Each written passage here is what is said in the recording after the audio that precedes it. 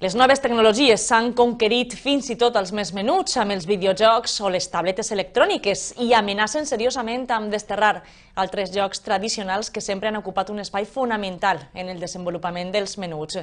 Jugar a les xapes, al canut o a la petanca són ara activitats desconegudes per a ells que a una escoleta infantil de Quart de Poblet han donat a conèixer als xiquets de la mà dels que millor dominen estos jocs, els seus iaios.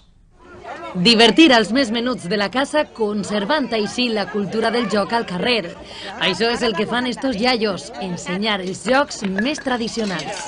Els xicotets lo que fan és que ixen i xuen i potser després ja no se'n recorden, però ja els queda algo, perquè sempre queda algo. A més, com diuen, quan més xicotets, més pronto lo agarren. Se lo pasan bien, sí.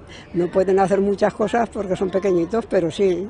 Sí, además preguntan cosas, son muy graciosos, está bien, sí, lo pasamos bien. Una iniciativa que unís més als iaios i als xiquets i que ja està consolidada en Quart de Poblet. Hem volgut esta setmana dedicar-la un poquet a reconèixer la tasca educativa i la diària que tenen els iaios i iaies d'ací de l'escola i hem dedicat tota la setmana a fer activitats diverses. I hem volgut també traure a l'Associació de Persones Majors de Quart a que vinguera a passar el matí amb nosaltres. Es una actividad que llevamos 5 años haciéndola por parte del Ayuntamiento de Quart de Poblet.